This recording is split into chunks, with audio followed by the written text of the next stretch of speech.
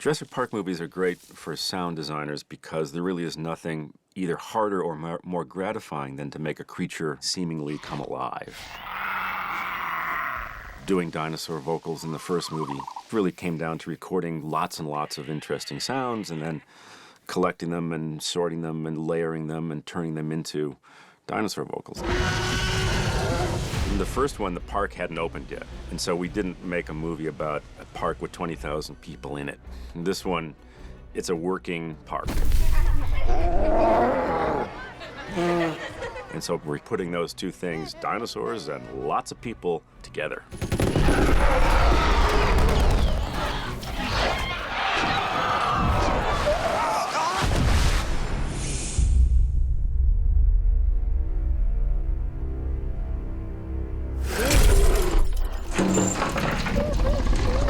I was involved from the very beginning.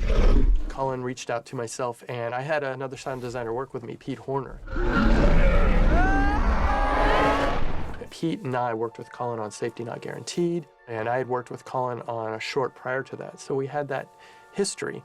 And so Colin reached out to us one day, and he said, "You need to get on Jurassic World because dinosaurs," and, you know, it was like, let's go. My role on Jurassic World was as a consultant.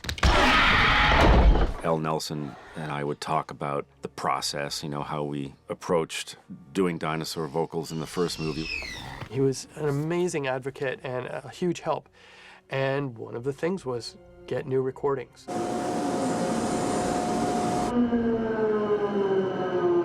Not just because you need new stuff, but because it will provide you with inspiration. And that's where Gary would give me lots of great suggestions. You know, you need to find baby animals. They don't really know their voice yet. Sick animals. So searching for those unique vocalizations. You know, it took a lot of time and a lot of research and a lot of just going out day after day, hanging out with a microphone in front of interesting animals.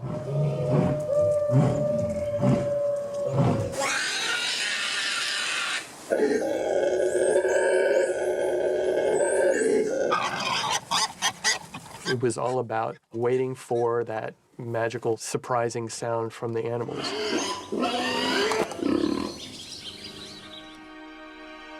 So what's this thing made of?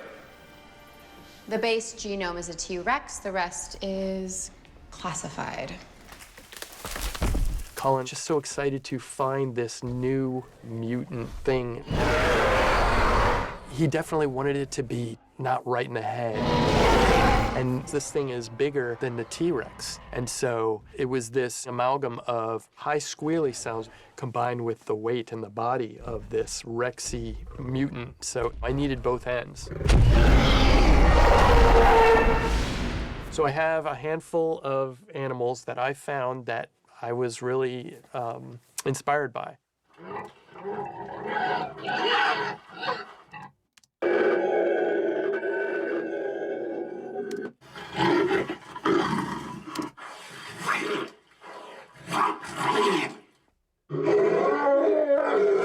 Then for the high stuff, the squealy stuff, I started looking. I definitely used some dolphin because there's dolphin in raptor. But I looked for other animals that were squealy and a bit off.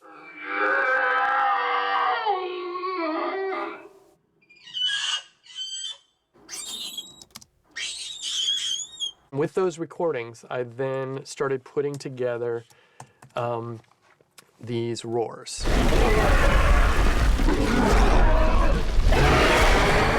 You don't want to get messy. You don't want it to just sound like 10 things all layered on top of each other. So as we're taking all of these recordings and all of these different elements, it's a little bit of this and a little bit of that.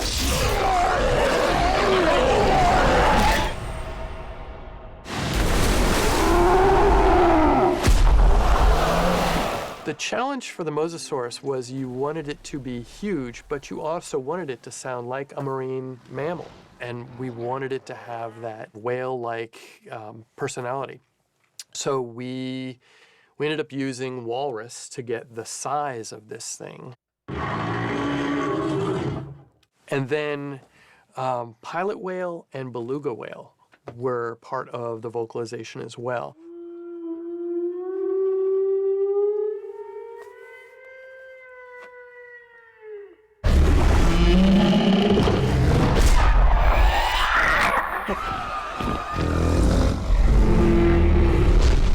movie. It fits into the legacy of the Jurassic Park films, but it's also a whole new thing. There's a lot of new stuff.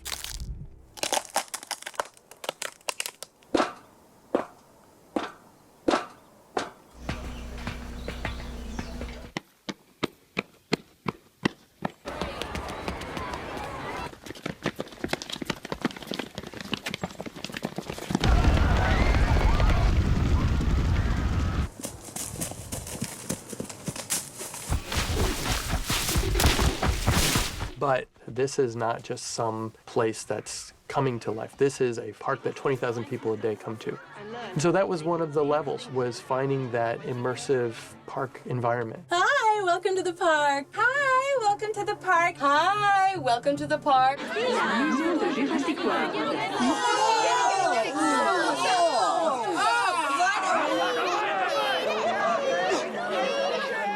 Mom, my feet hurt. I know, it's been 2 hours. I'm sorry. Right now, I'm sorry. It's just that's what you need. No, but don't worry.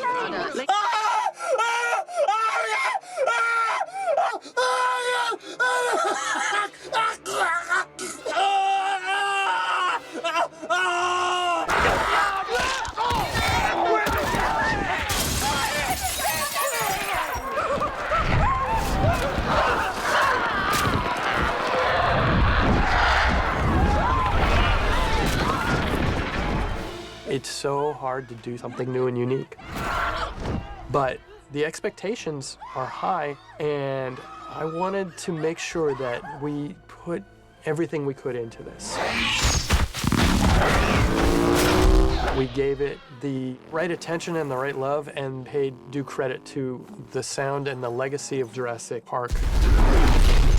I don't pretend that I could top or match that sound. I tried to do something different. But it was a great reminder of how cool Jurassic Park is, how cool Jurassic World is.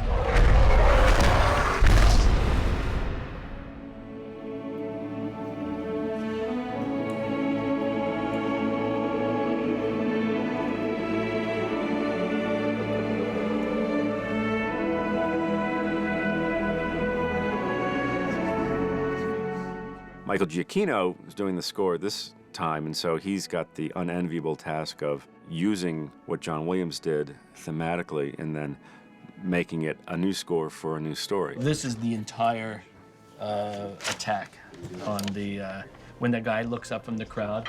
And, that's the whole thing. And they start coming in, and then it just goes nuts. Michael's doing something that is very exciting and very modern and new and fresh, and yet it blends in with Mr. Williams' themes in a way that it feels like it's all one score. It was very nostalgic for me, especially considering the way I started in this business was on the Lost World video game with Steven. So to me, I think what I wrote was in some ways a lot about that beginning. And the film is about sort of the attempt at a new beginning. And so it all seemed to mesh together nicely.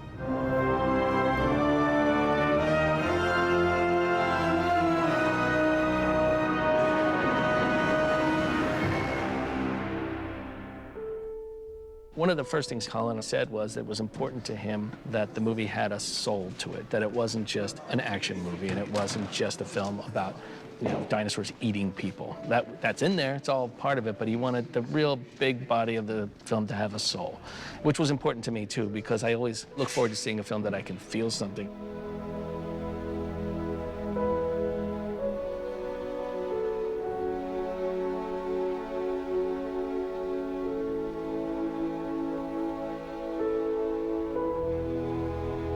And I had this theme that I wasn't 100% confident about, but Colin was like, no, that's it, that's it, because he kept singing it back to me, and he kept, no, we're using that.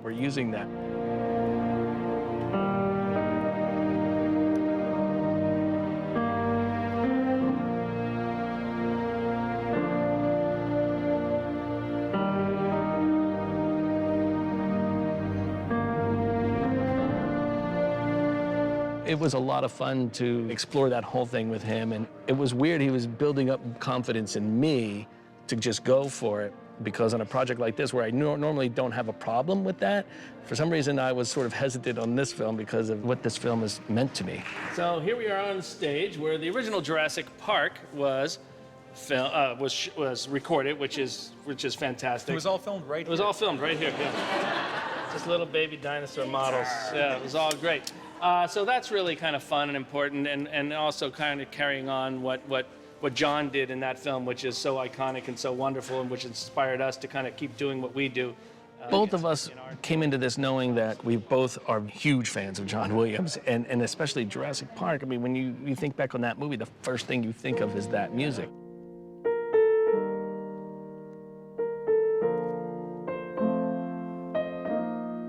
So we knew that we were going to use that music. It was just a matter of what is the best place to use that music. We want to honor both the film that came before and also honor what John did, what Steven did. This was very important to us to do it right and not be flippant about it.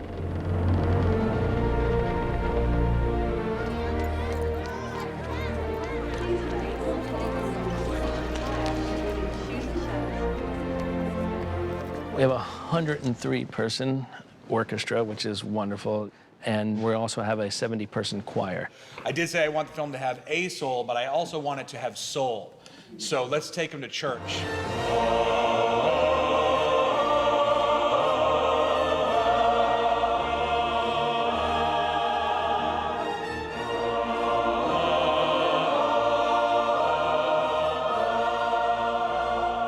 And again, it's about that respect of the people standing up there who have spent so many years doing what they do, that they can come in and do this for you, you know, in 3 or 4 hours, be done and out the door like it never happened.